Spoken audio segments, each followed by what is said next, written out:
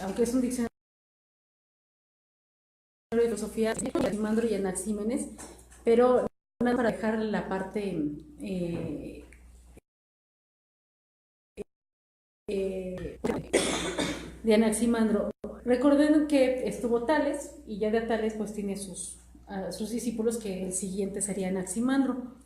Él nace en 503 y muere el 547 a.C. y pertenece a los fisiólogos jónicos. Dijo esto según Diógenes Laercio,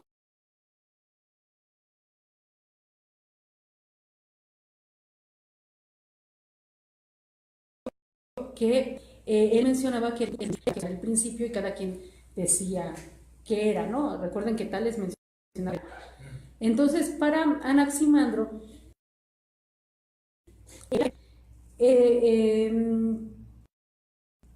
bueno, es un fundamento constituido por algo inmortal e imperecedero, por lo indeterminado. Y también indiferenciado. O sea, esas partes, o sea, voy a repetir. Algo inmortal, imperecedero, indeterminado e indiferenciado. Y el apeirón surge, del apeirón va a surgir lo frío y lo cálido. O sea, antes de que sea frío, va a estar algo antes. Y ese va a ser el apeirón o apeirón. O sea, es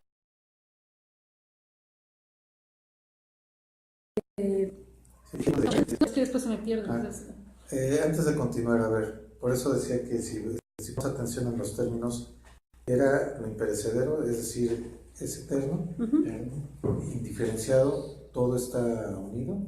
O sea, no hay nada diferente. No hay nada diferente ahí, todo es lo mismo. Inmortal. Entonces, a partir de ese sustrato viene todo, se empieza a diferenciar.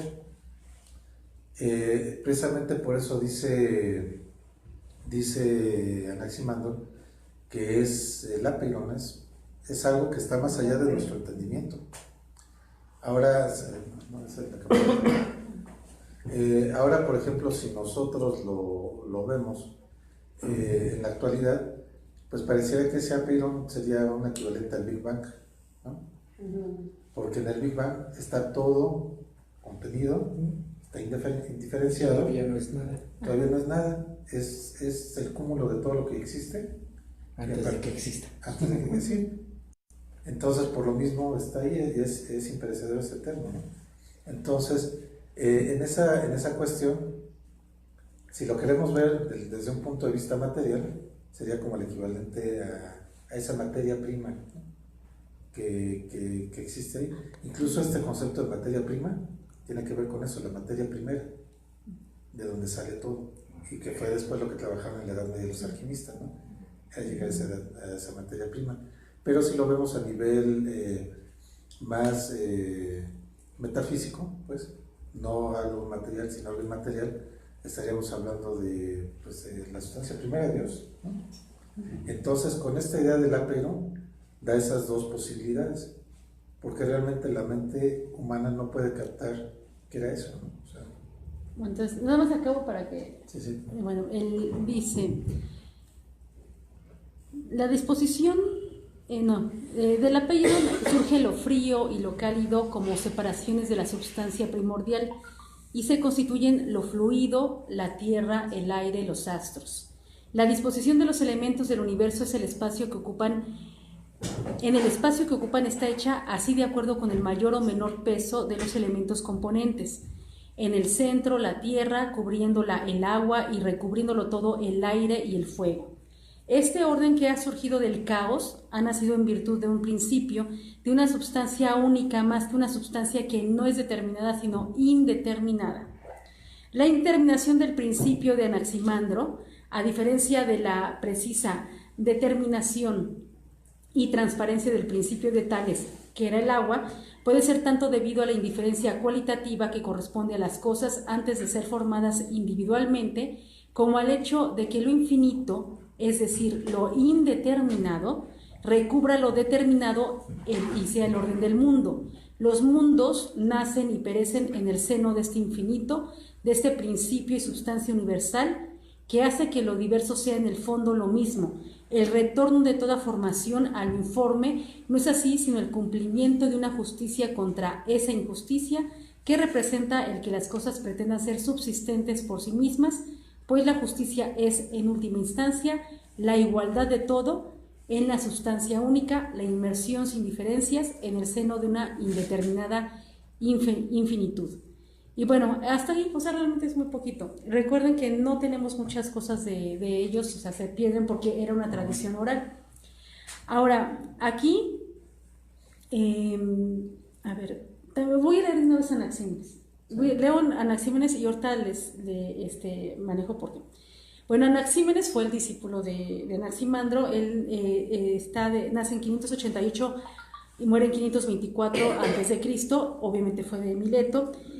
También no se sabe exactamente si fue discípulo, ¿no?, de Anaximandro.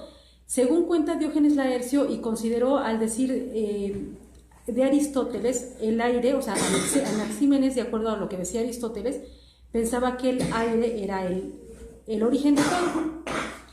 Como anterior, como Tales pensaba que era el agua, prefiriéndolo el aire entre los cuerpos simples.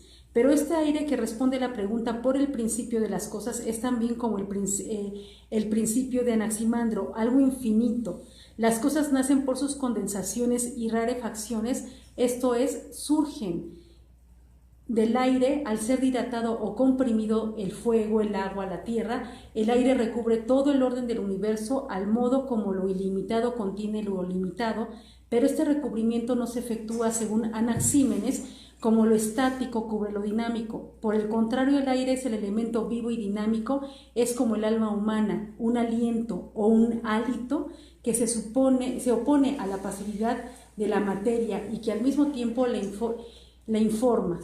La indeterminación e indiferenciación del principio o substancia primordial del universo es así una posibilidad, pero una posibilidad que es a la vez la máxima realidad, pues de ella derivan las realidades individuales, las cosas.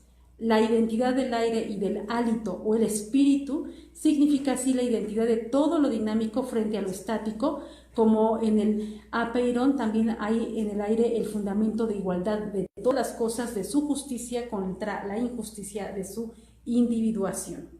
Entonces, esto es lo que pensaba tanto Anaximandro como Anaxímenes. Van a volver a la cuestión de, de cuál es el origen. Entonces, para unos va a ser, para Anaximandro el apeiron y para Anaxímenes el aire. Pero todos van a tener como fundamento la búsqueda de lo que le da vida al universo. De ese gobierno del cosmos, primera. Así es. Es que precisamente si lo entendemos desde el punto de vista de saber quién gobernaba la realidad, pues precisamente ahí viene eso, ¿no? De cómo en la realidad hay reglas, ¿no? Entonces, para poder establecer un gobierno entre los seres humanos que fuera eterno como el gobierno de la naturaleza, hay que tener las reglas de la naturaleza. Puede ser que si no entendemos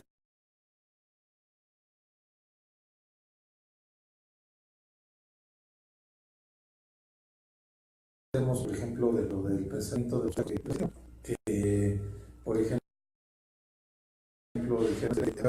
con la intención de saber qué es la naturaleza, ¿no? No era así, era una idea de saber cómo podíamos entender la realidad del cosmos, todo lo que existe, para eso poderlo manejar en este mundo. Entonces, esa es la parte interesante, porque de hecho dentro de los presocráticos está muy relacionada la política. Pitágoras fue un filósofo que tuvo un experimento social para poder hacer un gobierno filosófico. Lo mismo hizo Aristóteles, lo mismo quiso hacer Platón. Entonces, esa es la parte que muchas veces de manera académica no se toca, ¿no? O sea, se les quita el contenido social, y si se les quita el contenido social, pues perdemos lo que ellos habían buscado, ¿no? Ahora, aquí nada más quisiera mencionar algo. Esto, hay una parte de la filosofía que, bueno, lo vamos a ir hablando. ¿Se acuerdan? Pues la anterior clase les comentaba que ahorita todavía no hablamos, por ejemplo, de la lógica en sí, de la ética, o sea, de las ramas de la filosofía, porque todavía no existen, ¿no? O sea, va a ser hasta Aristóteles cuando se va realmente a dividir, por eso todavía no hablamos de esto. Pero aquí me quisiera detener en una parte que después ya lo vamos a ver con más detenimiento sobre la filosofía de la historia. La filosofía de la historia va a hablar de cómo son los procesos históricos e incluso cómo se van a ir repitiendo. Este es un ejemplo de cómo podemos entender la filosofía de la historia. Aquí, en el mundo presocrático, se van a interesar por el origen, cómo está hecho el universo. Por eso aquí hablaba Ferrater Mora de que se le denomina los primeros fisiólogos jónicos, porque se van a interesar en la parte física. O sea, de la naturaleza van a estar viendo todo lo que es el universo a través de su observación con la naturaleza. Van a ser esos primeros científicos que van a estar viendo, bueno, el aire, van a estar viendo todos los elementos y cómo se combinan. Todavía no existe la química, todavía no existe en sí la física, ni siquiera las matemáticas como se conocen, ¿no? Entonces no va a haber todavía una estructuración, pero ellos se van a preocupar por eso. Si nosotros nos damos cuenta qué está pasando en este momento actual, en nuestro momento actual no nos interesa la ética. O sea, somos tan grandes que obviamente a la persona les interesa la ética. Pero ¿en qué está basado el mundo, nuestro mundo actual? En que la ciencia ahorita no está vuelta loca para ver la cuestión del Big Bang, estamos en la cuestión de la física cuántica y todo esto, porque les interesa la parte física. O sea, si alguien que fuera de otro planeta nos viera, ellos dirían, y viera la historia, dirían, están igual que los presocráticos, se están preocupando por cómo el universo ya está hecho, ¿no? O sea, por ejemplo, para alguien como Platón o Aristóteles, bueno, ya el mundo ya está hecho, mejor hay que ver qué hacemos aquí nosotros en el mundo. Entonces, nuestro mundo actual está metido en saber cuáles son los orígenes del universo. Tan es así que no sé si sepan de este colisionador de hadrones, ¿no? Que está en Suecia y que hay uno yo decía, bueno, está muy lejos, ¿no? está muy lejos, pero hay uno también más chiquito en California. ¿Coleccionador? Colisionador. El hadrón, o sea, están los átomos, los neutrones, los electrones. Hay otras sustancias más pequeñas que se llaman los hadrones. Entonces, estos hadrones los están chocando para hacer implosiones.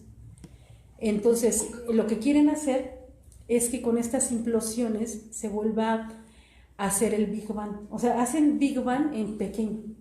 Entonces, esta es una cosa terrible porque si le sale mal, se lleva todo, no solamente el planeta, se lleva toda la galaxia y todo. Bueno, le salió bien.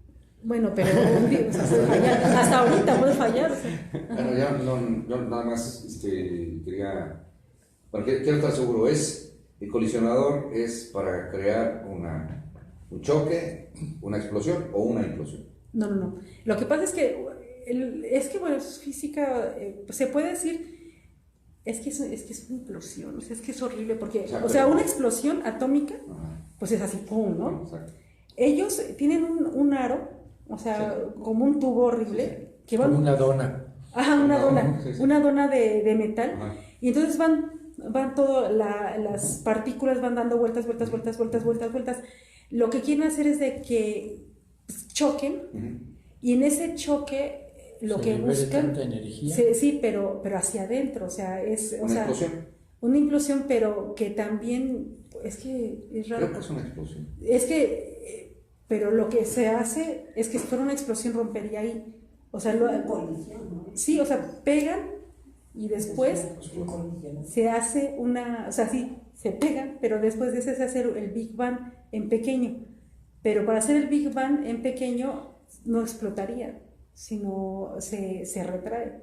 O sea, eso es algo, o sea, vamos, no soy física, entonces lo que yo entiendo es de que esto puede destruir o sea, a ver, eso necesitaríamos un físico, pero bueno. El problema es que si se le sale mal este experimento, se hace un agujero negro. Y el agujero negro no explota. El agujero negro lo que hace es jalar toda la energía. Sí, porque incluso pueden crear antimateria, Ajá. pueden crear partículas de otro tipo. Sí, Que entonces... ya creen tanta gravedad que ya no haya exactamente. Entonces el problema de esto es de que, vamos, esto es la idea de ver cómo surgió el universo. O sea, es la misma problemática de los presocráticos, pero los presocráticos no ponían en peligro la galaxia completa o el universo, ¿no? Entonces, sí... Y aquí la pregunta sería, ¿para qué? ¿Para qué? O sea, ¿para qué lo quieren hacer? Ahora, esto es... En pro de la ciencia. Sí, pero... Mira, voy a decir algo. La ciencia por la ciencia. La división del átomo creó una expansión de energía tremenda. Ajá, ¿no? sí, sí, sí. ¿Eso es correcto éticamente o no? Pues más No, bien, ¿por qué? Porque se usa para fines bélicos. El uso, ¿no? Sí, el uso está mal. Sí, claro. Sí, entonces éticamente no es correcto, pero de todos modos no se detiene ahí el hombre, ¿sí? Y en otra parte que todo el mundo conoce, relacionado con el matrimonio, lo que unió Dios, no lo separa el hombre. Se refiere al matrimonio, sí, pero también se refiere a, ¿sabes qué? No destruyas el átomo porque no sabes lo que te va a pasar. Sin embargo, lo hace como si fuera cualquier cosa. Es que se puede dividir el átomo y sabemos cómo y va, y ahí les va y pácatelas, ¿no? Sucede porque es una realidad. Aquí... Y esto que estás diciendo que es la implosión, ya no es la explosión, sino la implosión. O sea que en lugar de que explote, como si explotara hacia adentro. Sí. Que es peor todavía. Sí, aquí yo preguntaba hace rato, ¿por qué si es tan peligroso se hace, no? ¿Para qué? ¿Para qué? ¿Para qué? Y creo que la cuestión es una cuestión, regresamos a lo que hablamos al inicio, el poder, ¿no? O sea, eso ha sido tecnología que se ha ocupado. ¿Y por qué se puede hacer? De manera destructiva, ¿no? Ajá. Sí, y vamos, es que si lo vemos, por ejemplo, el conocimiento de la anatomía, ¿es bueno o es malo? Yo diría que ni bueno ni malo, es un conocimiento, ¿no? Pero, ¿qué es lo que sucede cuando la gente lo ocupa para fines médicos, la anatomía? Es algo bueno, pero cuando alguien lo ocupa para generar un veneno, es algo malo, ¿no? Entonces creo que la vertiente del conocimiento precisamente es un problema cómo se ocupe el conocimiento, ¿no? Cómo se ocupe, porque precisamente eso nos lleva a lo que hablamos hace rato. ¿A quién le daban el conocimiento antiguamente y a quién no se lo daban? Quizá eso pudo haber sido considerado pues, una cuestión muy elitista, es decir, yo controlo quién sabe, quién no sabe, para fines negativos. Pero era una cuestión positiva.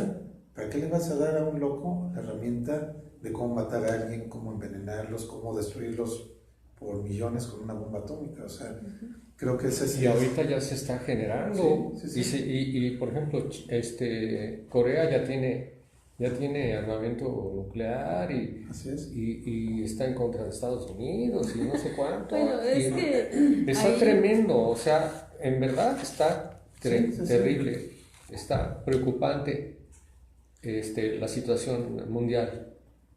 Sin embargo, digo, Es que Pues hay- es- lo tengo que decir. Sí, no, Está es escrito. como- Sí. ¿Va a pasar? Sí, va a pasar. Las guerras están pasando, las estamos viendo. ¿Verdad? El hombre se está brincando las trancas, como dicen. Es Que que dice el vamos- Señor, ¿no se las brinque? No las brincamos. Ahí sí. Pero me O sería sea, si diferente. hacen a un lado a Dios, esa es su consecuencia, maestros. Los griegos No hay otra. hablaban de la ibris, ¿no? De esta naturaleza tan compleja y hablaban Así es. también de que somos seres desmesurados, seres sin medida. ¿Quién decía eso? Los griegos. Desde los griegos. Sí. Los griegos. Y yo creo que ahí es donde empieza un poco a explicar, como bien mencionaba Pedro, la importancia de la formación de la persona, ¿no? Claro. del educando, porque en realidad lo que se está haciendo en la educación, pues es darle instrucción, pero no se le está dando educación. Así es. La educación es más integral, más Sí. formativa de la persona. Y No también es- más No es extensa. información. No, Y no, es no transmisión tanto técnica, solo de sino más es información. Exactamente. Ajá. Y Global. incluye el perfeccionamiento del uso del cuerpo. O sea, mente sana, y cuerpo sano, y todo eso que a nuestros jóvenes les da por usar el cuerpo porque no tienen dónde jugar, no tienen espacios. Yo era chico y podía correr por las calles. Yo a mis hijos no se los permitiría, ni mucho menos. Entonces, el cuerpo tiene que soltar la energía que trae, porque la genera. Y si se quiere contener, provocas una implosión. Y eso no, es que es real. Es real, estás provocando una implosión física, psicológicamente le estás provocando shocks terribles. Y no se dan cuenta de lo que están haciendo con estas ciudades, porque nos pasa en todas las ciudades. Entonces, Pero no todos. bueno, por fortuna no todas, pero la mayoría de las urbes, claro que están así, con pocos espacios para que los jóvenes Estén más suelten la tensos. energía que están generando, sobre todo los que están en edad adolescente. Y yo no sé si debemos empezar por la formación ética y después pasar a la lógica, porque la lógica es más fácil de aprender, de dominar, porque tiene ciertas reglas. Quizá... Puede ser juntas, ¿no? O sea, Bueno, Exacto. siempre serían juntas, en Exacto. estricto sentido serían juntas, pero con resultados igualmente medibles en una y en otra. Mira, ahora que comentas eso, de hecho algunos historiadores de la filosofía dicen que la filosofía nace dentro de la parte mítica, lo que es el mitos, pero también el ethos griego. ¿Qué es lo que representa cada uno y qué es lo que representa el otro? Los mitos representan la forma de cómo entendemos la naturaleza, cómo se crea, ¿no? Nos dan un orden en todo este cúmulo de cosas que vemos, ¿no? Un mito de cómo se crea el día, la noche, el agua, las estrellas. Pero ¿qué es lo que te da el ethos? Es toda la parte interna, la parte del conocimiento. Ahora, si juntan los dos en la filosofía, te da precisamente el tema del conocimiento, pero con elementos éticos. Precisamente por eso las escuelas, como la que comentabas hace rato, Pitágoras, la escuela de Mileto y algunas escuelas que venían desde Egipto, eran personas que decían, a ver, yo voy a dar conocimiento, sí, pero no a cualquiera. No a cualquiera porque es muy peligroso, ¿no? O sea, es para qué lo quiere el ¿Para qué lo conocimiento. quieres O sea, hacer? primero es medir para qué lo quiere. Así es. Y aquí, fíjate, ahora que mencionan esto, ¿no sería mejor a los niños enseñarles desde kinder lógica, pero también que les enseñaran a cuidar, por ejemplo, una planta? Entonces ahí estaría la lógica, el razonamiento, y se aplicaría a la responsabilidad de cuidar una planta, en donde si tú no la cuidas, pues, o sea, depende de ti. O sea, la planta no se puede mover para ir por agua, no se puede mover si está el sol y la quema. Entonces, si a los niños en la práctica también les enseñan a responsabilizarse de un ser indefenso, entonces, pues ya sería un trabajo en conjunto. Aquí yo nada más quisiera redondear lo que decían los presocráticos en cuestión de la filosofía de la historia, es que los presocráticos se preocupaban por entender el mundo, pero no lo iban a destruir, ¿no? O sea, en este caso, el problema de nosotros es de que los físicos actuales, los científicos actuales quieren entender cómo funciona el mundo, pero no les importa, La ética. no les importa para qué lo quieren y qué va a pasar. Nosotros esto lo explicábamos con unos jóvenes, y una chica, o sea, tendría que como 17 años, ni siquiera era mayor de edad, Y dice, bueno, ¿y por qué no les pidieron permisos a todos, no? O sea, sí, porque si si algo les sale mal, o sea, está bien, pues todo está bien, ¿no? Pero si algo sale mal, no se destruye solamente su país, sino se destruye toda la Tierra, todo el universo. Entonces, pues, ¿por qué a mí no me pidieron permiso, no? O sea, yo hubiera dicho que no. Y entonces ella decía, si les pidieran permiso a todos y todos dijéramos que sí, pues que hagan esas cosas. Entonces ahí está su razonamiento de la cuestión de que, pues una cosa es el avance de la ciencia y otra cosa es la responsabilidad del avance de la ciencia, que es lo que no tenemos, la parte ética. Entonces, por eso es importante que nosotros, o sea, en lo individual, como esos presocráticos, nos preguntemos por todo. O sea, que incluso algo tan difícil como esto del colisionador de hadrones, o sea, que leyéramos, porque entre más sepamos qué es lo que hace, pues sabemos la responsabilidad que tiene. Y por ejemplo, los mismos físicos, o sea, incluso gente muy, muy preparada y que estuvo ahí, han estado en contra de esto.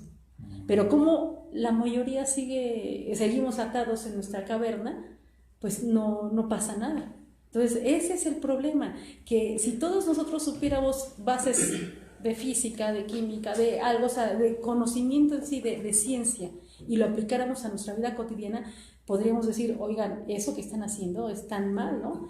Se dice, o sea, ahora es decir, ya la parte, pues, de las malas lenguas, dicen que esto lo están haciendo porque quieren hacer viajes en el tiempo, o sea, el colisionador de hadrones lo que provoca también es, han llevado una partícula a ir al pasado, pero es una partícula, o sea, todavía no lo pueden hacer, pero para hacerlo tan grande, donde están metidas tantas naciones y han metido tanto dinero en eso, es porque están buscando cómo viajar en el tiempo, es lo que dicen algunos físicos, pero en eso, o sea, si sale bien, pues como está bien, ¿no? Pero si sale mal, ¿cuál es el peligro de salir mal? Y ahí está también la responsabilidad de nosotros, en tratar de entender nuestro mundo, desde la política, desde la ciencia, que ahora es muy difícil porque es mucho conocimiento, ¿no? Pero para eso sirve la filosofía, para empezar a reordenar nuestro pensamiento y darnos bases para poder entender. O sea, generalmente el filósofo no es como ese pitufo filósofo que decía yo sé todo, ¿no? Y lo admiraba. No, el filósofo es alguien que no sabe todo, o sea, desconoce muchas cosas, pero trata de entender y trata de explicarlo y trata de comprender, y como es la palabra, aprender con H intermedia, o sea, tomarlo, o sea, tenerlo en sí para usarlo, o sea, no para tenerlo nada más como una computadora. Y yo creo que con el caso de Anaximandro tenemos un claro ejemplo de lo que es capaz el filósofo, ¿no?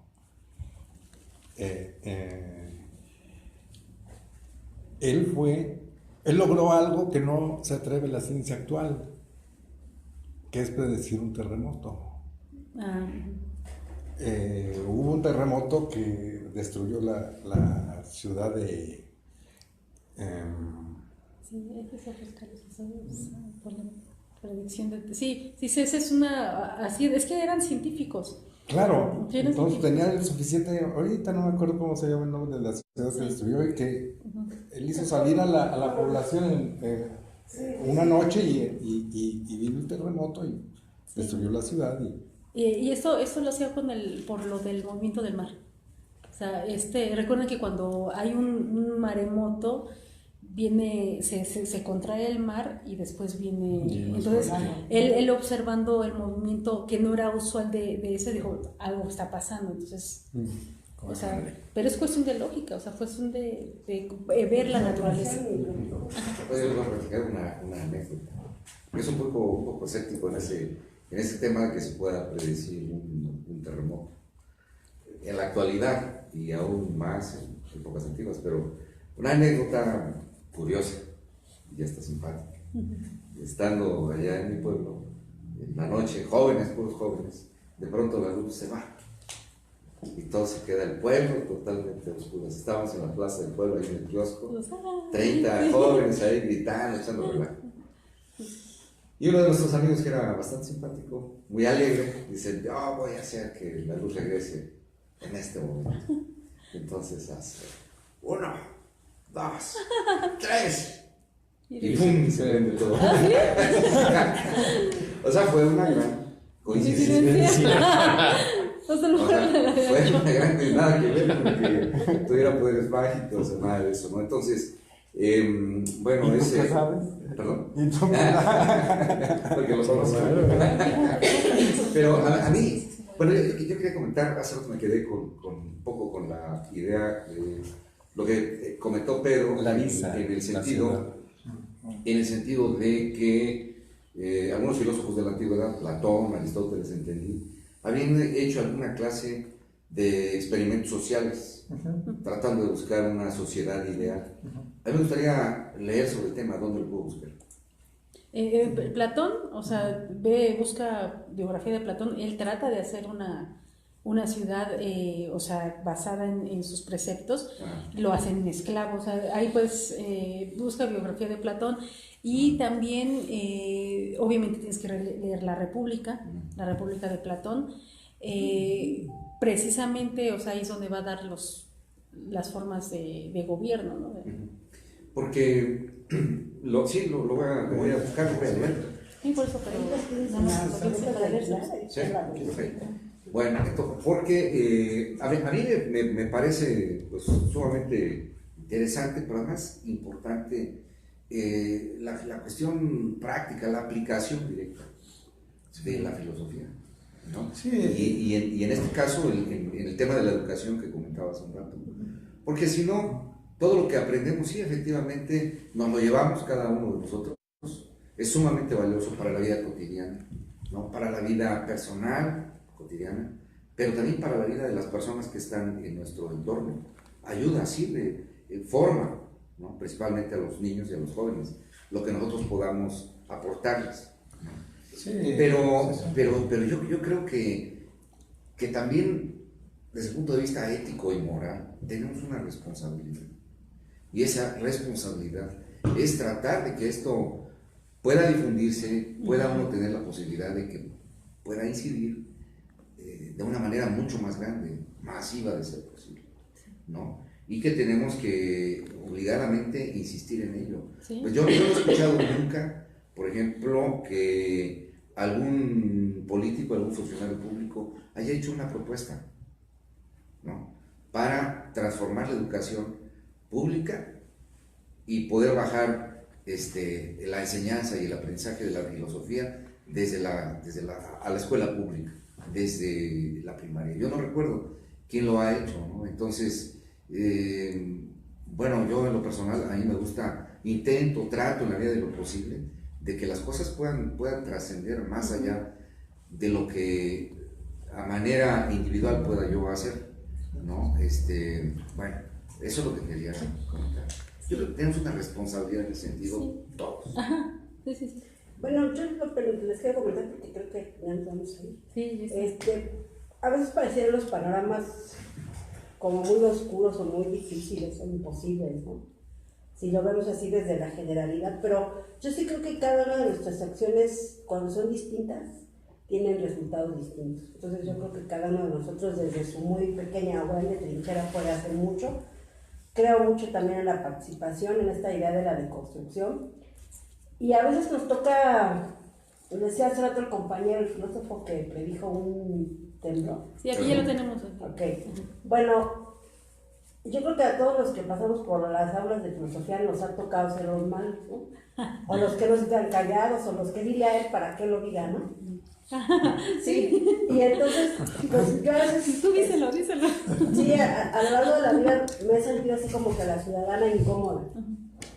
Pero ni modo, o sea, yo ahorita estamos haciendo un ejercicio político en un programa de la ciudad, y cuando veo que vienen las compañeras mujeres de las huestes priistas, pues las veo y digo, híjole, por acá se identifican y ahí vienen las panistas. Entonces, aunque la verdad yo no he querido, a veces no te queda otra más que pararte y participando a ponerle sus límites, ¿no?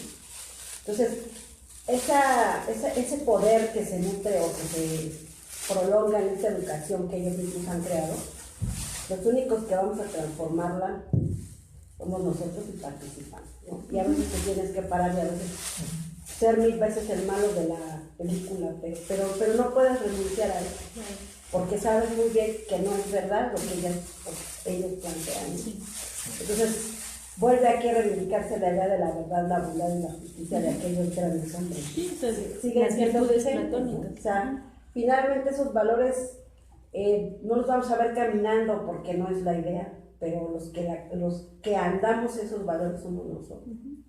Entonces, pareciera trivial, ¿no? Pero no es cierto. O sea, yo cuando las veo en tribuna y diciendo lo que dicen y manifestando lo que manifiestan, digo, eso no es cierto, ¿no?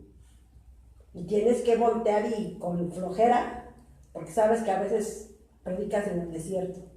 Pero sí es cierto, 2, 3 que te oigan y escuchas a veces un aplauso o vamos contigo, dices, todas estas acciones vamos sumando, ¿no? Entonces no todo está perdido, ¿no? A pesar de que podamos ver ese poder tan indestructible, no creo. No, la mayor enseñanza de la historia es aprovechar la experiencia de las civilizaciones pasadas. Bueno, pues, ¿cómo? Con la praxis, ¿no?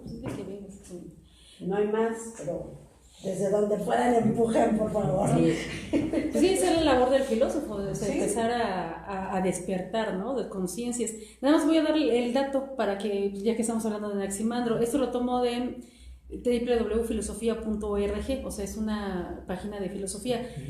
Bueno, no voy a leer todo de Anaximandro, pero la parte de la predicción del terremoto. Dice, lo que sí parece cierto es que Anaximandro visitó Lacedemonia, pues aconsejó a los espartanos que abandonaran la ciudad ante la inminencia de un terremoto, y en aquella ocasión, según testimonio de Cicerón en su obra de Divinatione, la ciudad entera se derrumbó y la cumbre del monte Taygeto se resquebrajó como la popa de un navío. La predicción de un terremoto la pudo haber llevado a cabo Anaximandro por alguna experiencia al respecto, por ejemplo, el vuelo alborotado de las cigüeñas, ya que Mileto está dentro de una zona sísmica.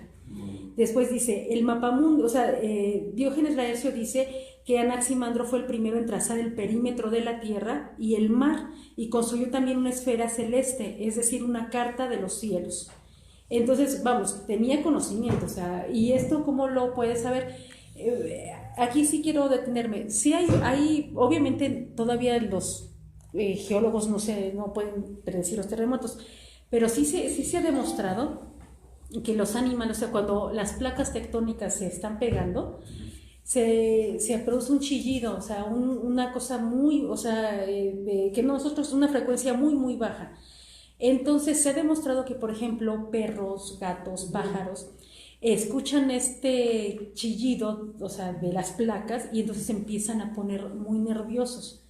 Entonces, esto sí tiene sí se han hecho muchos experimentos en donde cuando es un fuerte terremoto, produce estas, no vibraciones, sino sonido, o sea, muy imperceptible, que solamente los animales lo perciben, y por eso se mencionaba que cuando había algo así raro con los animales, cuando los veían como locos, las aves, como dice de las cigüeñas, era porque estaban... no es que estaban haciendo la predicción de un terremoto, sino que estaban escuchando que las placas estaban haciendo este sonido, y entonces les afectaba y por eso se ponen como locos. Esto sí esto sí ya tiene una base científica. Entonces puede ser que, o sea, Anaximandro, recuerden que ellos observaban la naturaleza y se basaban solamente en lo que veían, y entonces... Y que sobre todo se iban dando de maestro a discípulo, ¿no? Entonces decían, pues cuando pasó esto, los animales se pusieron como locos, o las cigüeñas se pusieron como locas, pues entonces es probable. Entonces ahí está, o sea, para que los animales se pongan así, es de que este movimiento de la Tierra es tan fuerte que entonces va a provocar un terremoto, no un sismo, ¿no? Nada más. Es sencillo. Entonces, eso sí, para que sé que, o sea, no es de que dijera, pues es que va a temblar, no, o sea, se basaban en cosas. Ellos eran los primeros científicos que a lo mejor no tenían todo lo que tenemos ahora, pero se basaban en observaciones de la naturaleza. Entonces, bueno, pues lo dejamos aquí porque ya nos pasamos, ¿verdad? Aquí nada más. Igual Sí. eran excelentes astrónomos, pero acuérdense que, bueno, uno de los vicios que tiene la carrera es que nos hablan de puros hombres. Pero digo, Sí, sin también entrar hay en mujeres. feminismos ni nada de eso, pero hay un grupo de mujeres, ¿no? De este tiempo está Hipatia. Hipatia de Alejandría. Bueno, pero Hipatia ya es después de Aristóteles, ¿no? Pero antes de Platón está Hiparquia, está Aspasia, y en los tiempos de Platón la misma Diotima de Mantinea, ¿no? Ah, sí. Que fue su interlocutor. Entonces, ¿sabes? Bueno, la maestra de caminamos, Sócrates. exacto, ándale, ma. Sí, pero todavía, ahorita estamos en los presocráticos y vamos a obviamente hablar de eso, pero recuerden que son escuelas, son escuelas y entonces es un conocimiento Claro. para todos, ¿no? O sea, y que van a tener obviamente mujeres, porque va a haber mujeres que pertenecen a élites y que van a ser aceptadas, ¿no? Entonces, bueno, entonces aquí la dejamos. De que supuestamente allá, que es, entre comillas, el país de la libertad, todo eso, el conocimiento para unos cuantos, pues a través del dinero, de cuánto cuestan las universidades, ¿no? Entonces, allá me parece imposible que un obrero tenga acceso a un nivel de vida bueno, casa propia, vehículo propio, pero no puede ir a estudiar. O sea, son incongruencias, ¿no? Pero un poco a lo que quiero llegar con todo eso es que, mira, si partimos del hecho, como te comentábamos, de que Tales de Mileto era político, Anaxímenes era político, Anaximandro era político, estaban dentro de una cúpula de dominio social, ¿no? Entonces, si partimos de ese hecho, una cúpula de dominio social, pues eran grupos que no iban a dar ese poder así tan fácil, ¿no? Y ese asunto de la democracia griega, aún Platón, que era participa de la sociedad griega y que era progresista, no estaba a favor de la democracia. Pero la democracia para Y era los democracia, ciudadanos que no eran toda la población. era democracia para unos cuantos, ¿no? Sí. También eso. Pues, La de hecho, condición de ciudadano era inaccesible para la mayoría. de entrada eran Sí, hombres, o sea, ya o desde sea, ahí- ahí ya eran desde hombres ahí. y no cualquier hombre, o sea, eran los que tenían poder, tenían Hombres un libres, estatus. Ajá. Y si ven la democracia griega, con respecto a la democracia actual, hay una gran diferencia. Por ejemplo, antes no se podía postular un puesto público a alguien que no tuviera bienes. ¿Por qué? Porque tenían que ser garantes sus bienes de aquel que mandaba. Eso es muy importante, por ejemplo, esto sí o sea, tiene sus pros y sus contras. Pero ahora imagínense a alguien que dice, yo me postulo para presidente o para senador o para diputado, a ver, ¿cuánto tienes?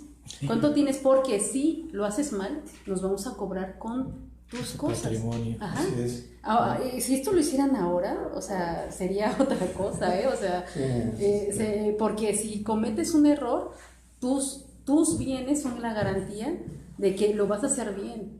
No de que vas a defraudar o vas a hacer algo para tus intereses, porque si no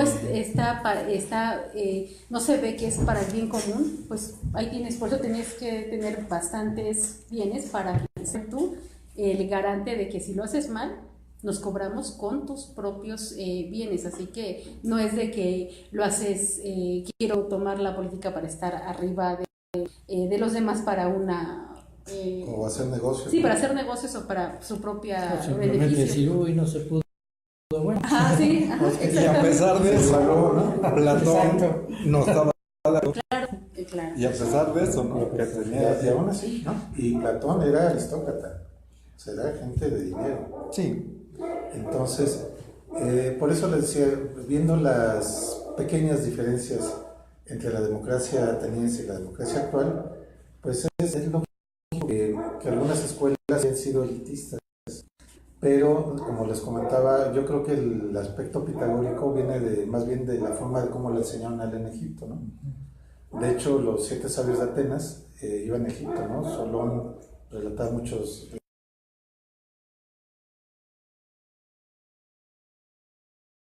de los conocimientos que adquirían. Los otros egipcios no platicaban con cualquiera. Era cierto, porque antes de los egipcios había castas. Entonces, estas castas, pues eran, vamos, muy elitistas, ¿no? La casta de los sacerdotes era la que hablaba con los faraones y no hablaba más abajo.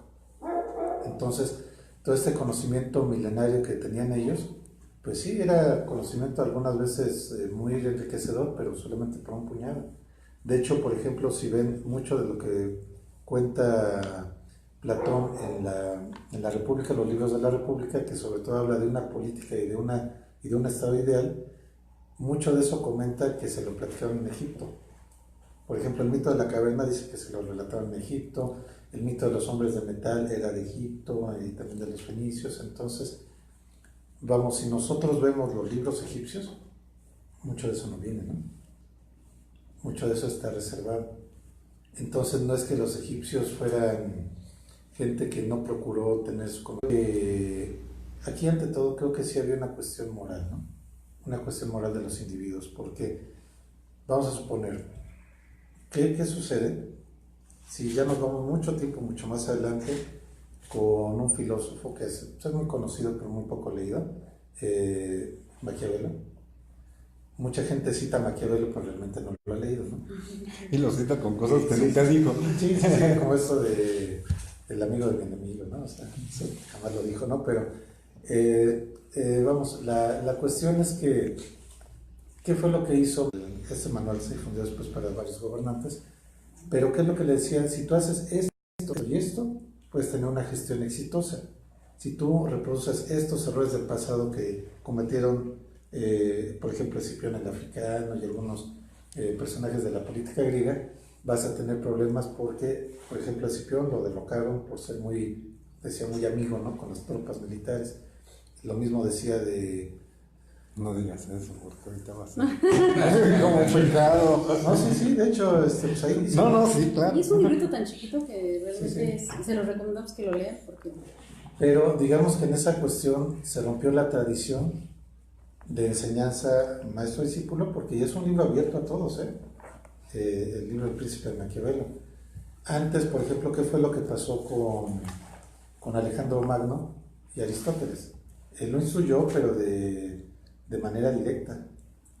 Entonces, al instruirlo de manera directa, pues todas estas tipos de enseñanzas se las pasó directamente a él, o sea, no se dio en el común de la gente, ¿no? Entonces, sí, lo que vemos es que el conocimiento sí ha sido poder, ha representado poder en muchas formas, y creo que eso ha obedecido que las escuelas de filosofía en muchos lugares se hayan mantenido de manera cerrada, ¿no? Ahora, por ejemplo, si lo vemos dentro de otras escuelas de filosofía de Oriente, pues era lo mismo, ¿no? Es más, la tradición de los sabios de la India era una tradición de los brahmanes que se daba al interior de los templos nada más. Y ellos tenían su propio ritmo de educación. No se les daba a otros más que la casta brahmánica, que eran los sabios. Aquí era lo mismo. Aquí la escuela para los gobernantes era el Calmecac. Y el Calmecac no entraban más que guerreros y gobernantes. Punto, ¿no? Entonces, creo que esa cuestión de las escuelas sí ha sido una cuestión que ha venido muy aparejada con el poder, porque efectivamente cuando mucho de eso, decía, este librito de Maquiavelo es interesante por eso, porque una parte le dice al príncipe, dice, ¿qué pasó cuando una persona que no respeta las castas, que no respeta las familias de poder, accede al reino? Habla del caso de un general griego. Dice que este general accedió al poder y como él venía de parte de los soldados de abajo, de la gente raza, no conocía mucho de lo que era el protocolo con las familias de poder. Fifis. Diría entonces las familias fifis, ¿no? Pero ¿qué fue lo que pasó con este señor? Dice que este general empezó a quitarle privilegios a las clases gobernantes, a las familias gobernantes, empezó a ser, pues él diría, irreverente, y empezó a atacarlas, ¿no? Entonces, ¿qué es lo que le dice Maquiavelo al príncipe? Le dice, ten cuidado, dice, te puedes meter con todo menos con las familias, y mucho menos con las esposas. Entonces, ¿qué fue lo que le dice ahí? Dice, este general lo emboscaron y lo mataron. Porque dice, muchos de ellos pueden aceptar incluso hasta perder sus riquezas, pero si te metes con la familia, con un núcleo familiar, ya te metiste con lo más sagrado para ellos. Entonces, por eso le recomienda al príncipe que no haga eso, ¿no? Que lo que vaya a hacer, tampoco se trata de que gobierne para las clases ricas, pero sí le dice, tienes que tener en cuenta que tanto la población que maneja ciertos privilegios como la que no los maneja, tiene ciertas cuestiones que no les puedes tocar. Entonces, si eso vamos, por ejemplo, ¿por qué diría eso? Pues no sé, alguien como Tales de Mileto, Anaximandro o Pitágoras, diría, por eso no se le da el conocimiento a cualquiera, porque puede acceder al poder, pero puede hacer mal uso de él, puede caer en cuestiones de tiranía. Lo mismo decía Platón más adelante con la República. Es que precisamente ahí está esa relación. Para Platón, el ser, el poder acceder al conocimiento era un trabajo de toda la vida. Por eso mencionaba que no cualquiera podía ser gobernante. Por eso él hablaba de la aristocracia, pero no hablaba de la aristocracia en cuanto a riquezas o en cuanto a que sean nobles, sino que era una aristocracia del mejor hombre, o sea, el hombre más justo. Ahí, ya que estamos en la cuestión griega, se mencionaba, él no lo mencionaba tanto como aristocracia, él hablaba de la calocagatía. Esa es lo mejor de lo mejor, pero en este caso una cuestión interna. El calocagatos era una palabra que definía algo mucho más allá, arriba del mejor hombre, pero mejor hombre en cuanto a todo, ¿no? O sea, recuerden que los que les decía antes, para los griegos era mente sana en cuerpo sano, entonces era todo, todo ¿cómo se llama? El concepto. Y en este caso, por eso las escuelas, ¿no? Por eso en la clase pasada hablábamos ya de estas escuelas en donde tú tienes que demostrar que para entrar eres valioso, no por tus bienes, sino por lo que puedes dar tú mismo, porque vas a empezar de cero. Entonces, bueno, para esta parte de Anaximandro, y vamos a ver Anaximandro y Anaxímenes. Aquí de ellos casi no se sabe mucho porque tenemos, referencias de referencias, o sea, sus textos no sobrevivieron. Entonces esto es importante, por eso no podemos ahondar mucho en ellos, porque a excepción, por ejemplo, que les leímos estos preceptos de Tales de Mileto, pues sí sobrevivieron, pero de Anaximandro y Anaxímenes tenemos muy poquito. O sea, realmente son lo que se sabe por esas escuelas, ¿no? O sea, lo que sobrevivió de esas escuelas. Sí. Ahora yo iba a preguntar, bueno, pregunto más bien, o sea, porque de lo que se acaba de comentar en el sentido de que el conocimiento no puede ser para todos, ¿no? Que pues está vedado para la mayoría. Es un control. Es una manera de control. Entonces, ¿cuál es la realidad?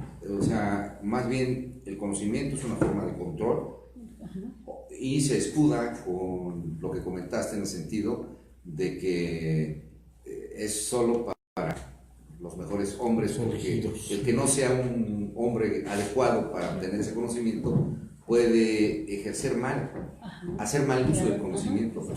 Pero entonces aquí ¿cómo lo podemos ver? La semana pasada platicábamos acerca de que la filosofía debería de enseñarse desde los niveles básicos, ¿no? Pero era lo que quería Platón. Recuerden que Platón quiso hacer igual como Pitágoras su escuela.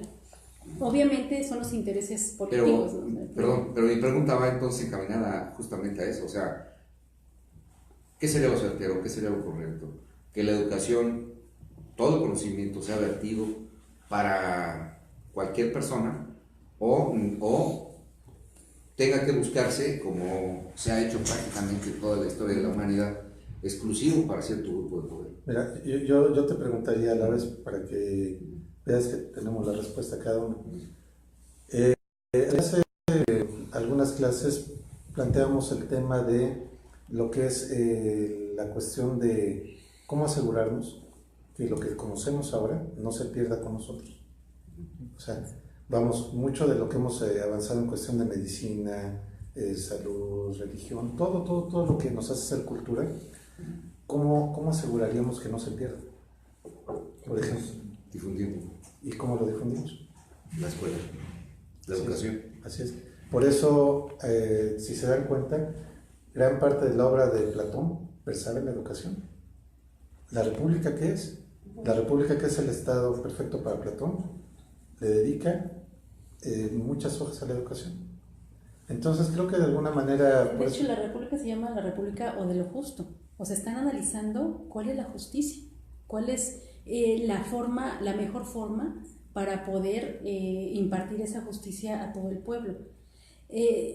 Además de lo que menciona Pedro, desde mi punto de vista, a todos se les debe enseñar filosofía desde pequeños. O sea, yo insisto, si a los niños desde el principio, antes de enseñarles incluso a sumar, a las letras, les enseñaran lógica, esto sería otra cosa, porque tendrían las bases precisamente del desarrollo para entender las matemáticas.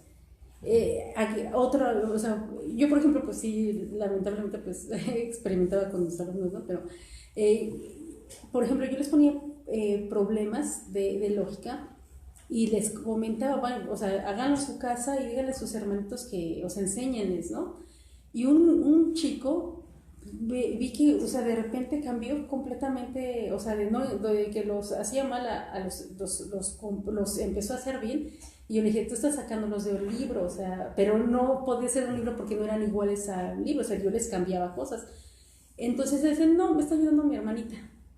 O sea, ponía a su hermanita a que les hiciera, porque le digo, ¿cómo le hiciste? Dice, es que yo le expliqué cuál era, o sea, le puse el ejemplo, y entonces como él dice, yo le puse el ejemplo, ella ya sabía cómo hacerlo, y entonces lo empezó a desarrollar.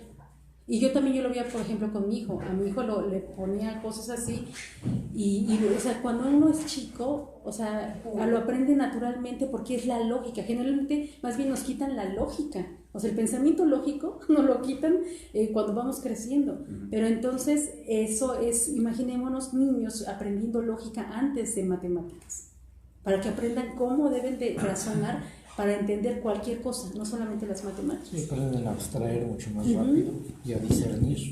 Bueno, yo nada les quiero compartir que, bueno, porque Platón no pensaba que la democracia fuera el mejor régimen, pero sí planteaba la epistemocracia, ¿no? Que gobernara aquel que poseyera mayor conocimiento. Tal vez no la ejemplaridad que se menciona con lo que dice la compañera Vicky, pero sí el que tuviera mayor conocimiento. Ahora, yo creo que no está de más detenernos en esta parte de la cuestión del poder que otorga la educación o cómo ciertas clases privilegiadas siempre lo han manipulado, ¿no? Porque, bueno, cuando vemos la historia desde el punto de vista historicista, pues nos quedamos en los hechos. Si la vemos desde el punto idealista, nos quedamos en la interpretación del historiador hacia la historia, ¿no? Pero si la vemos desde el materialismo histórico, tenemos, después de Marx, pues la vida nunca fue igual para nadie, ¿no? Después de que nos explica qué papel desempeña la educación en un sistema, pues puede ser o alienante o libertador. Entonces, hace poco estaba haciendo un ensayo que nos hablan de qué tipo de adolescentes queremos formar ahora en un plan piloto para el gobierno de la ciudad. Y después de un montón de libros y de lecturas y de ejemplos europeos y por allá en Australia y en Harvard y todos esos que son los que mantienen la legitimidad del conocimiento, yo terminé mi ensayo diciendo que queremos nuevos jóvenes, pero entonces necesitamos una nueva paideia, eso no nos sirve. O sea, y también por ejemplo tuve alumnos en una maestría que ellos dan terapia para familia y dan terapia para las empresas. Y entonces ellos plantean una terapia de intervención, un diseño de intervención social, pero que siempre va alineado o a los estándares de la empresa o a qué idea de familia los vas a encaminar, les estás dando terapia familiar, ¿no? Entonces yo los puse a leer a Carlos Marx la idea del hombre y de la familia y pues todos reventaron, ¿no? Pues sí. O sea, entonces yo les digo, ahorita no hablando de democracia, hablando de burguesía, hablando de educación, nunca se menciona la educación cuando realmente lo que tiene que hacer es libertad, es darnos libertad, ¿no? Abrirnos la mente, la reflexión, el análisis, la crítica. Y vamos a echar por tierra muchas cosas, sí, vamos a derribar y vamos a volver a acomodar, ¿no? Y me parece muy importante esta manera de ver la historia porque cuando hablamos de democracia y hablamos del poder y hablamos de aquellos tiempos de Platón, hablamos de Marx o del mismo Maquiavelo, se nos olvida que nuestra democracia, lo que decía Maquiavelo y dice Pedro, no toques a la familia. O sea, aquí en México no toques a la burguesía. Parece que la burguesía mexicana no existe. Nos desbaratamos el pueblo y los malos son los gobernantes. Pero ¿quién menciona a las familias ricas de México? Nadie. Parece que son fantasmas. Nadie. Son inamovibles y nadie las toca. Llegan al poder, cambian, establecen programas y demás. ¿Por quién las toca? Nadie. Y siempre de incógnito, además. Y entonces Maquiavelo, el mismo Marco, son totalmente vigentes, ¿no? Digo, Platón, para él diría la democracia fuchi, apesta, como una turba de ignorantes va a guiar un pueblo, ¿no? Entonces me parece bien importante todo esto que estamos mencionando y sí pensar en qué tipo de país y a qué tipo de educación vamos a brindar, ¿no? Cuando hablan incluso los terapeutas, yo siempre les he dicho, les digo, si vamos a orientar a todo individuo, a todo ser humano, a que siga cumpliendo con los cánones del sistema, pues qué triste educación les estamos dando, ¿no? Entonces ahí implicaría la cuestión de la filosofía desde los niños, adolescentes, y a la vez me llama la atención esto, porque los textos que estuvimos leyendo hablan mucho de una nueva ética, retoman la idea de la abertura en Aristóteles, en esta cuestión de la filosofía de la educación, pero yo les digo, para crear gente o individuos o adolescentes, que es propiamente el objetivo de este programa, adolescentes conscientes y demás, primero tenemos que ser conscientes y libres nosotros, o los padres, los maestros, ¿no? Entonces, para una nueva adolescencia, pues una nueva pandemia, y ahí es donde tenemos que cada quien asume sus retos, ¿no? A mí me gusta lo que comentaron, y creo que también tú, sobre todo Pedro y Vicky,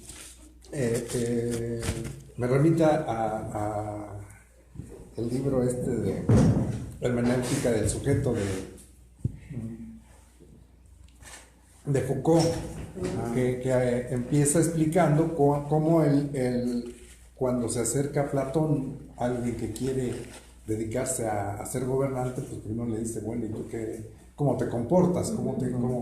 ¿Cómo es tu conducta? ¿Cómo te gobiernas a ti mismo? Exacto. Y él pues, le dice sinceramente, pues soy de lo peor, ¿no? me mantienen en mi casa, mi padre tiene todo lo que quiero, me da todo lo que puede y no me falta nada, pero quiero ser gobernante. Entonces pues empieza y empieza en una introspección de hermenéutica del sujeto. Ese es precisamente el motivo. Y hay que reconstruir a la persona. Y parte de reconstruir a la persona, cuando pensamos que queremos hacer una reforma educativa y se olvidan de todo lo que es fundamental, que es saber cómo estás reconstruyendo pues tu sistema educativo con sus sindicatos y sus grupos paramilitares ahí metidos y luego qué educación van a dar, ¿no? Y luego cómo haces que los adolescentes puedan llegar a ser personas al menos analíticas, que sería lo básico. Sí, porque arrancan diciendo vamos a ser críticos, perdón. Por ser críticos, si no pueden ser analíticos. Sí, es que precisamente un poco lo que se comenta es el asunto, mira, por eso Platón antes de entrar en la República, ese asunto de la educación, por eso primero plantea el mito de la caverna, porque si todos estamos imbuidos en una caverna que nos han educado con cosas que no son ciertas, lo que vas a reproducir en la educación son cosas que no son ciertas. Por ejemplo, estos valores, no toques a ciertas familias del Estado, no te refieres a ciertas cosas, no cuestiones ciertas situaciones. No cambies estos valores que son sagrados. Exactamente. ¿Por qué? Porque todo eso reproduce un modelo económico-social que no debe ser tocado. Ahora bien, te dicen, dentro de lo que sí puedes cambiar lo que quieras, ¿no? O sea, por ejemplo, en esta situación de... Sí, por ejemplo, ¿qué es lo que dicen? no cambies los procedimientos de una oficina, cambia tu escritorio, ¿no? Por ejemplo. Eso sí lo puedes hacer. Eso sí lo puedes hacer. ¿Cuánta gente no vemos eso, no? Que llega y voy a hacer muchos cambios, lo primero que hace es cambiar el escritorio, Y ya no. cambiar a la secretaria y ya hizo cambios, ¿no? Profundos. Sí, pero en esa cuestión, creo que precisamente la situación es esa, ¿no? Como precisamente cuando vemos cómo está constituida la realidad, precisamente cuando se habla de construcción de la realidad, dice Platón, estamos todos en una caverna, ¿eh? Estamos todos con cadenas, hay quien no las puso, ¿no? El amo de la caverna, aquel que le conviene que las cosas sigan igual, que no cuestionemos ciertas situaciones. En ese entonces, bueno, pues vamos, diría Platón, antes de hacer un cambio social, te tienes que dar cuenta de dónde estás parado. O sea, tienes que dar cuenta que estás primero encadenado a una serie de cuestiones y que, peor aún, las cadenas son mentales, ¿no? Entonces, por eso, para el conocimiento, él dice, primero hay que quitarse las cadenas. Eso, en un término técnico de filosofía, sería la deconstrucción. Sería destruir el mundo que tienes en la cabeza, hacerlo añicos y luego empezarlo a construir de nuevo, pero ya con una visión crítica. Ahora, todo ese proceso un educador no lo conoce. Un educador, generalmente, un pedagogo, le dan técnicas pedagógicas, pero no conoce lo que es la cuestión de la filosofía. Por ello es que si tú te planteas todo este asunto de las escuelas desde los presocráticos, ellos educaban conforme a su visión del mundo. No había más. O sea, si de hecho tú ves la escuela pitagórica tenía su visión del mundo y tal, ¿no? La escuela de Mileto también tenía su visión del mundo, la escuela que fundó Tales de Mileto y que después siguió Anaximandro y Anaxímenes. Pero, haz de cuenta, fuera de eso no te salías. Fue hasta que llegó Platón que dijo, espérate tantito, hay que ver qué estás transmitiendo y es más que tienes tú adentro de la cabeza. Por eso es que esta evolución de la filosofía sí comenzó pues con la cuestión crítica que decía Tales de Mileto, desconfía de todo lo que se te dice. No, no le creas a todos. No le creas a todos.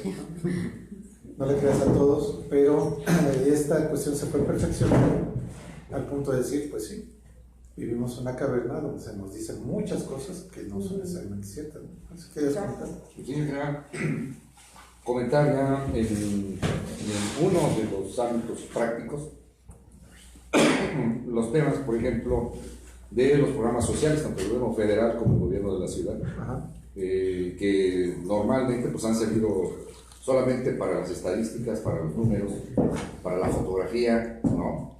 Y nada más. ¿Por qué? Porque estos programas sociales pues, intentan aparentemente mejorar las condiciones de vida culturales, sociales de las personas más pobres del país. Sin embargo, no es así, siempre son un fracaso. Reiteradamente son fracaso tras fracaso, tras fracaso, tras fracaso. Y comentábamos que, por ejemplo, todos los recursos que se invierten, pues a final de cuentas terminan prácticamente en la basura, ¿verdad? ¿Por qué? Porque no la mayoría de los ciudadanos, las personas que reciben normalmente estos recursos, no tienen la preparación ni tienen el método para poder salir adelante con estos programas, sea cual sea dentro de la ciudad o fuera de la ciudad, a nivel de la comunidad, peor todavía, más pobre, más humilde del país, por más recursos que les den, por más programas que les lleven, siempre van a estar en el fracaso. Entonces, pues tal parece que sería difícil creer que no saben lo que va a ocurrir. Simplemente es un proceso para mantener la situación del país, las condiciones, exactamente igual, porque al final de cuentas, aunque sea un dinero perdido, y que ya saben que es un dinero que se va a perder, lo importante para ellos es que se mantengan las condiciones sociales, culturales de la mayoría de la población. Mantener la caverna, ¿no? Exactamente, porque ya vemos que... Y las cadenas. Porque ya vemos que la capacidad económica del país es tan grande que los programas sociales en realidad son una cosa mínima. Lo que pueden tirar, lo que pueden darle a la gente es poco comparado con la enorme riqueza claro. del país. Y pues yo sí diría que es correcto no creer todo lo que se nos dice. Como ahora en esta cuarta transformación, no hay que creer todo lo que se nos dice, ¿no? Porque a final de cuentas no se ve que se pretenda transformar verdaderamente las condiciones de la gente. Porque se va a continuar a final de cuentas con lo mismo, los mismos programas sociales visto de otra manera, corporativista, ¿no? Corporativista, pero ahora el único que detenta la posibilidad de poder ser corporativo es la presidencia de la República, ¿no? Ya ni siquiera va a haber matices, ¿no? Es él, son ellos y nada más. Entonces, ese tema yo creo que de la filosofía, de tratar de vincularlo a la educación básica en el país, a mí me parece que es fundamental. Pero eso ya lo vimos. Yo recuerdo que en la historia de nuestro país tuvimos un jefe máximo de la revolución y que era esa figura, la que tomaba todas las decisiones, la que decía qué, cómo, e incluso quien tomaba la decisión de quién lo iba a suceder. Entonces, no es algo que nos tenga que llevar a la filosofía, lo tenemos en nuestra historia, ¿no? Y preferimos ignorarlo muchas veces. Es que esa es otra parte de la filosofía de la historia. La filosofía de la historia lo que hace es buscarle significado a los hechos, no simplemente hacer una enumeración de los mismos. Claro. Entonces, sí, mira, yo creo que, por ejemplo, si nosotros analizamos, ¿no? Efectivamente, si una transformación como la que ahora se propone va a cambiar el país o no, yo creo que aquí hay un factor fundamental, ¿no? Sin querer prejuzgar antes de nada, creo que aquí hay un factor fundamental y es la educación. ¿Qué sucede cuando tú a una persona le dices no tires basura, ¿no?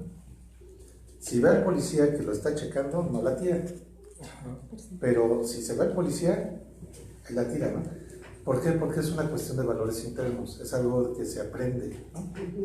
Entonces, ¿qué sucede con otras cosas que, vamos, no son tan sencillas como la basura, ¿no? Manejar el presupuesto de millones de pesos de un país. Habrá gente que tenga valores internos, valores éticos y no desvíe ni un centavo, ¿no? Pero habrá gente que no. Y eso no se hace porque por decreto se diga, es que a partir de tal fecha van a cambiar las cosas, ¿no? Todo eso requiere un proceso educativo. Mira, yo creo que de los estados actuales ha habido un caso muy interesante con China.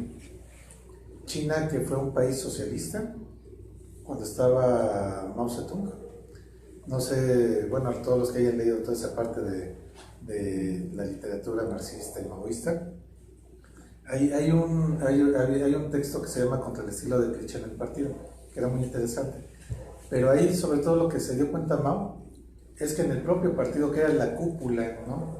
La élite de la sociedad china, la gente no sabía ni leer ni escribir bien, utilizaba clichés. Es como si ahora dijéramos, un oficio de la presidencia dijera, vamos a hacer esto porque vamos a hacer no sé qué. Entonces, puntos suspensivos. Entonces, pues, mira, Mao fue un personaje muy polémico, ¿no? Por las famosas purgas que hizo, en fin. Pero creo que algo que fue algo muy interesante que él planteó en China fue darse cuenta de que la gente no tenía educación. Entonces él comenzó una revolución cultural. Ahora, si vemos a lo largo de 50 años, ¿no? ¿Qué ha pasado con China? ¿Quién es el líder en la economía mundial? ¿No? Ahí se ve, ahí se ve los resultados de la educación. O sea, quizá podemos estar en contra de muchas ideas y muchos postulados, ¿no? O cómo lo hizo, ¿no? O cómo lo hizo, ¿no? Con esas purgas o el control natal muy estricto, en fin.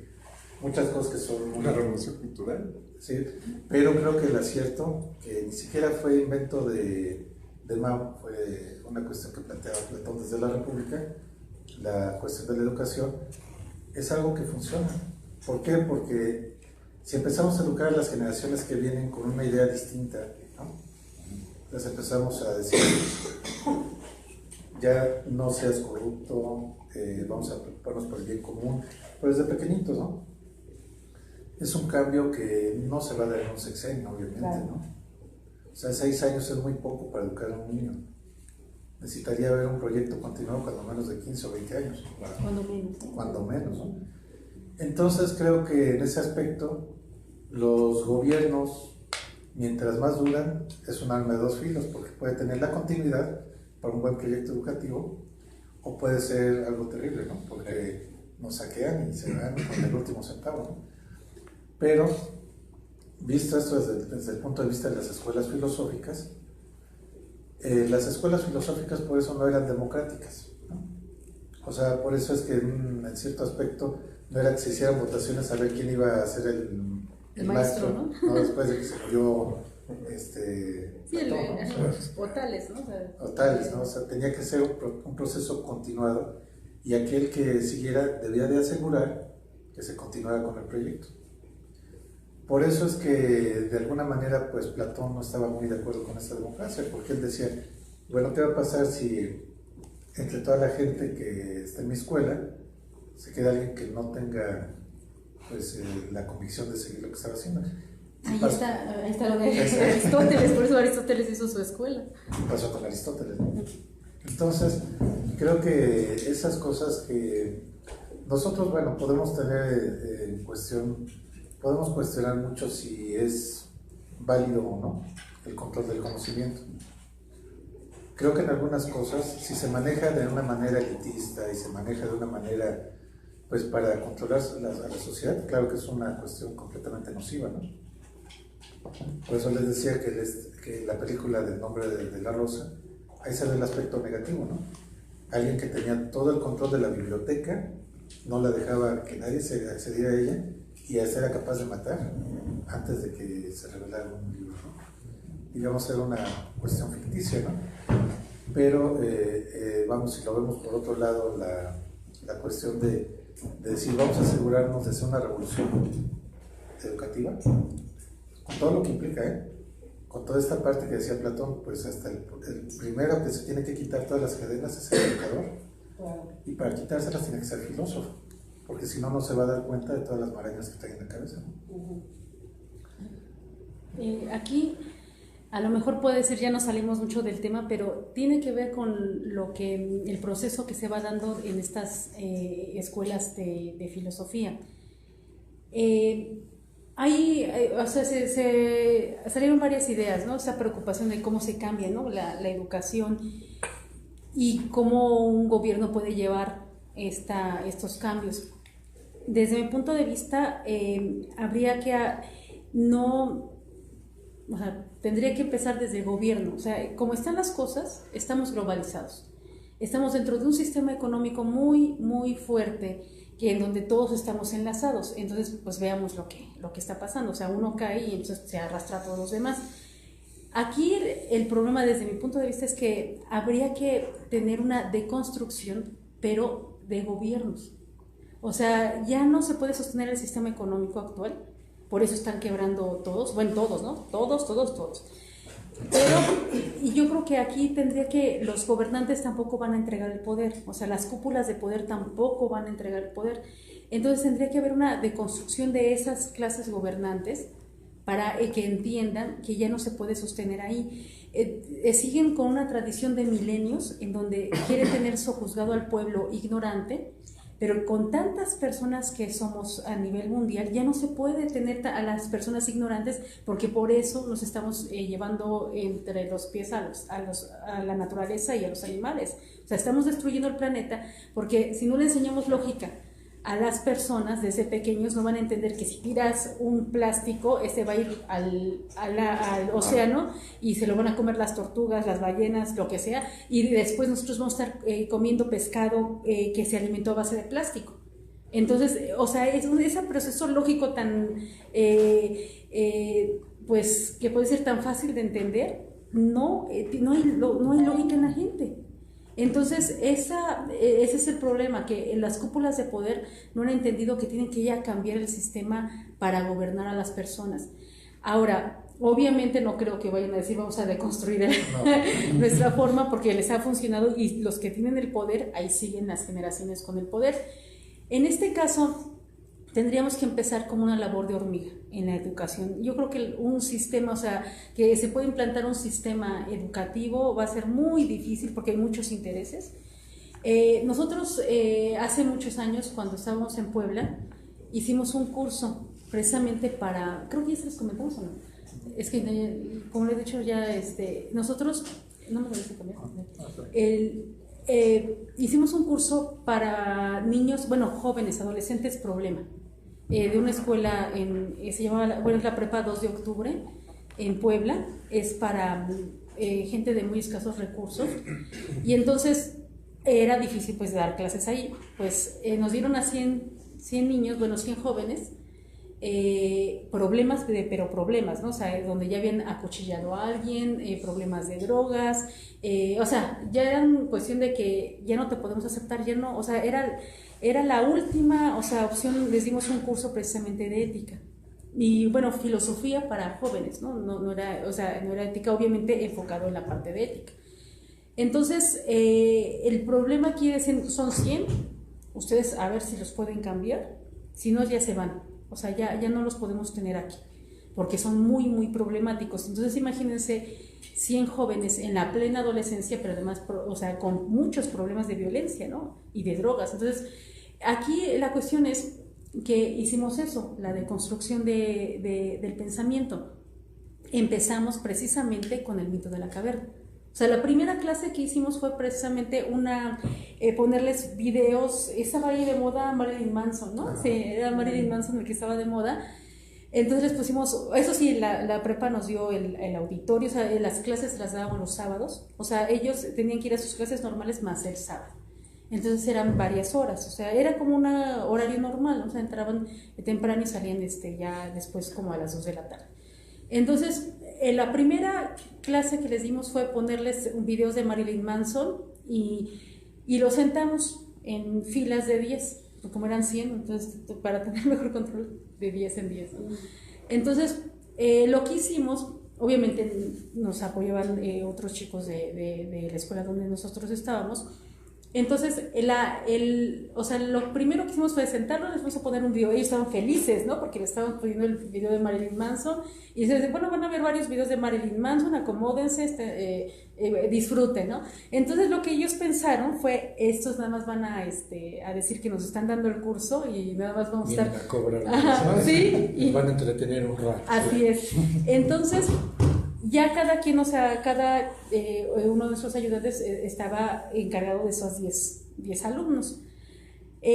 Llevamos de estas lianas, no tan fuertes, pero son largas, es como mecates, ¿no? De tendedero. Entonces, lo que hicimos es que, sobre todo, el chiste era que eran o 10 chicos o 10 chicas, o sea, no eran hombre y mujer. Con la finalidad de que, por ejemplo, a los chicos los iba a atender una chica y a las chicas un chico. Y el hecho fue que con el mecate, o bueno, el lazo, les fuimos, les dijo, se van a acercar y desde la orilla le van a empezar a amarrar las manos y los pies, y con el otro, o sea, con la continuación del mecate, los pies y después las manos y así. Y dice, no, pero van a decir que no. Le digo, vas a ver que no van a decir nada, van a estar viendo el video. Y vuelvo a repetir, chicos con problemas de violencia y la consejería, si dicen algo, pues dile, tú sigue viendo el video, o sea, no te preocupes. Entonces, el hecho fue que los fuimos amarrando, y así, o sea, entonces ya acabamos 10, y entonces ahí ya se amarraban y cada quien, ¿no? Cada quien amarra. La cuestión es, y aquí nada más para poner, o sea, cualquier cosa, teníamos cosa de incendio y todo, por cualquier, para que no dijeran que fuimos negligentes, ¿no? Pero el chiste es que no pusieron nada de eso. ¿Qué pasa? No, tú déjate, y está. Y estaban viendo ahí felices. Acabaron los videos de Marilyn Manson y se quedaron, ¿eh? O sea, no es de que ya acabaron y ya no, estaban así viendo, les pasamos de Marilyn Manson y de otros, no me acuerdo de quiénes. Pero el chiste que pasaron fácil como media hora y estaban muy tranquilos. Ya cuando prendimos las luces y apagamos el proyector, les comentamos, bueno, ¿qué les parecen los videos? Ah, muy padre, que no sé qué. Y bueno, ¿y qué les pareció que los amarráramos? Pues, o sea, ¿por qué, no? O sea, ¿o para qué? Y uno decía, ay, pues me puedo zafar fácilmente.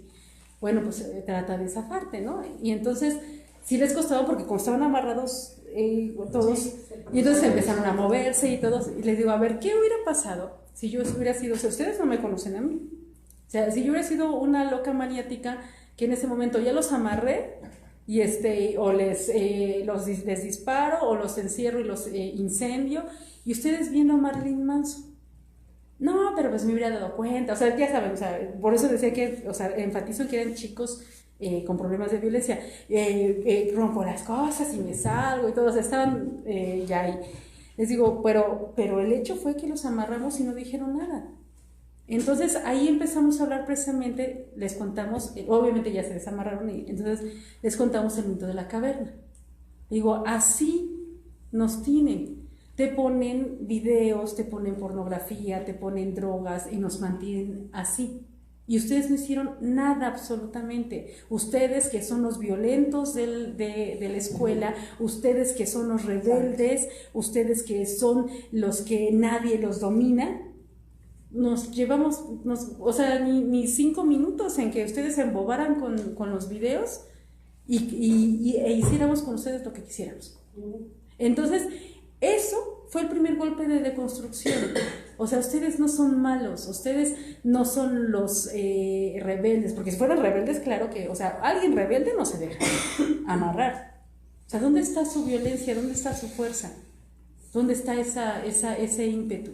Entonces, cuando les enseñas a las personas que no son lo que ellos piensan, entonces empieza esa ruptura de pensamiento. Obviamente, pues el curso duró meses, ¿no? O sea, nosotros al menos sí pudimos ver que hubo un cambio, pero el objetivo de esto es que en esencia lo que les dimos en ese curso, además de hablarles de Platón, les hablamos de Kant, les dimos algo de filosofía oriental, pero todo basado en la ética, o sea, que vieran que ellos no son solos en el mundo, que de ellos dependen muchas personas, tanto sus familiares como la sociedad misma, y que ellos están haciendo lo que el mundo quiere que sean. O sea, no los dejan que ellos crezcan, entonces los envuelven en las drogas, los envuelven en decir, tú te tienes que pelear con otro, porque o sea, no les importa que se deshagan, porque entre menos haya personas, pues mejor.